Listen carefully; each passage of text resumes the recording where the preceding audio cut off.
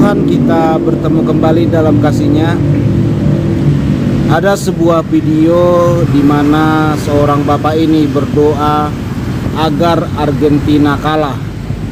Dalam doanya itu dia berkata supaya jemaah mendoakan Argentina kalah. Dalam video tersebut terdapat stiker bendera Maroko dan stiker bendera Arab Saudi. Saya tidak tahu sahabat bapak ini apakah seorang ustadz atau seorang muslim biasa. Tetapi dari perkataannya saya curiga beliau ini seorang ulama, karena dia berkata jemaah. Kalau seorang jemaat muslim biasa jarang berkata kepada sesama muslim jemaah, tapi biasanya dia berkata kaum muslimin muslimat atau kepada saudara muslim. Tetapi dia berkata jemaah, berarti dia seorang pemimpin ya, karena seorang pemimpinlah yang biasa berkata begitu. Nah, dari perkataannya itu saya menduga bapak ini seorang ustadz, dan cukup lucu sekali sahabat. Dia berdoa dan menghimbau supaya Argentina kalah. Jamaah-jamaah, mari kita doakan semoga Argentina kalah. Argentina kalah. Argentina kalah. Argentina kalah. Al-Fatihah. Al-Fatihah. Al-Fatihah. Argentina kalah, tidak dapat piala dunia tahun ini. Amin. Amin. Amin.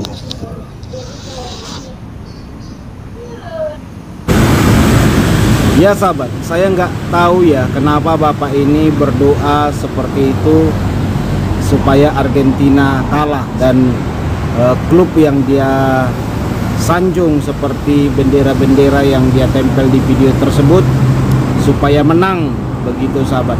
Apakah karena Argentina mayoritas Kristen? Saya tidak tahu sahabat. Tetapi firman Tuhan dengan jelas berkata ya, bahwa dalam Matius 5 ayat 44 dikatakan begini, tetapi aku berkata kepadamu, kasihilah musuhmu dan berdoalah bagi mereka yang menganiaya kamu. Yaitu apa yang dikatakan Alkitab supaya kita berbuat baik dan berdoa buat musuh kita adalah perkataan firman Tuhan.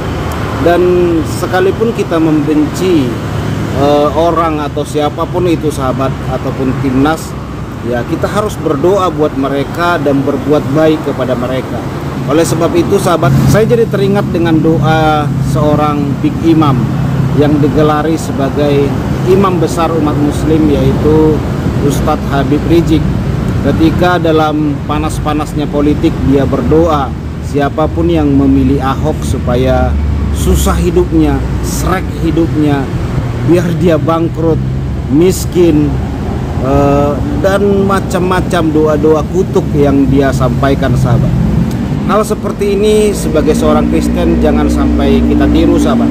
Orang Kristen tidak boleh berdoa mengutuki, menyumpahi, atau berkata-kata yang tidak membangun, kata-kata yang tidak memberkati.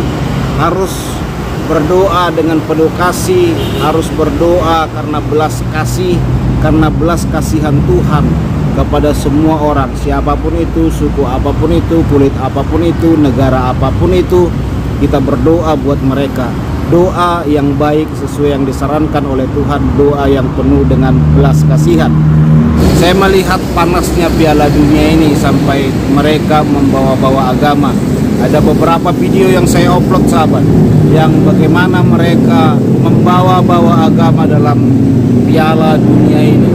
Kita sih orang Kristen ini mau Maroko kayak yang menang, mau Argentina kayak yang menang sahabat, kita tetap bersuka cita karena Piala Dunia ini adalah hiburan semata buat kita dan tidak ada sangkut pautnya dengan agama.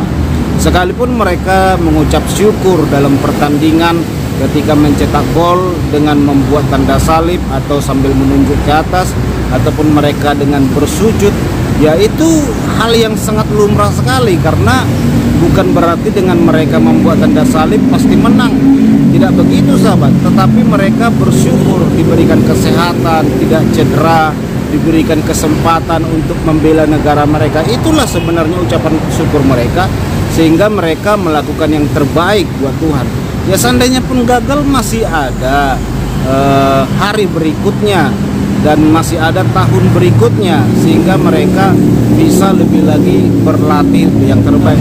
Dan kita orang Kristen semua tidak pernah berpikir bahwa pertandingan itu adalah pertandingan agama antara Islam dan Kristen.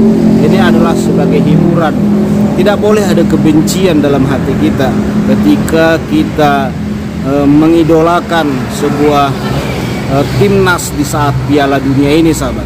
Kayak saya menyukai timnas kampung opung kita Nomensen, yaitu Jerman. Ya, Argentina juga saya suka. Semuanya sebenarnya saya suka sahabat. Tapi terutama yaitu Jerman, karena Jerman sahabat adalah negara yang paling banyak mengutus penginjil-penginjil dan memenangkan banyak kota dan banyak negara. Mereka ini pada zaman-zaman dulu cukup luar biasa sekali ya, semangatnya, rohnya yang menyala-nyala untuk memenangkan banyak kota. Bahkan di Indonesia ini sahabat, begitu banyak kota yang dimenangkan oleh penginjil-penginjil Jerman. Salah satu adalah Tanah Batak.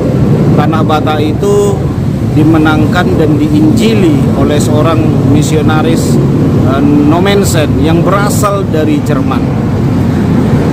Nah, ada yang cukup lucu sahabat, ketika saya membongkar hal ini, ketika mereka menuduh Kristen itu karena penjajahan. Akhirnya saya selidiki, saya tunjukkan survei-surveinya dan sumber-sumbernya sahabat, bahwa banyak kota, banyak daerah yang ada di Indonesia ini dimenangkan oleh penginjil-penginjil dari Jerman.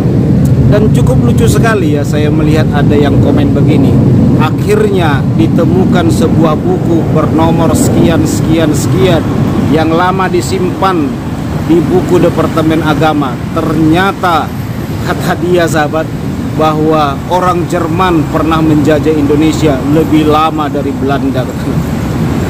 Diubah lagi sejarahnya oleh mereka. Mereka buat sejarah hoak terbaru lagi sahabat untuk membantah itu. Cukup miris sekali ya, hoak dibalas dengan hoak. Itulah pekerjaan mereka sahabat. Padahal Jerman sendiri tidak pernah menjajah Indonesia, tetapi penginjil-penginjil Jerman begitu banyak memenangkan kota-kota yang ada di Indonesia ini. Bukan berarti Belanda juga tidak ada yang menginjil sahabat, tetapi rata-rata orang Jerman sahabat, kebanyakan ya.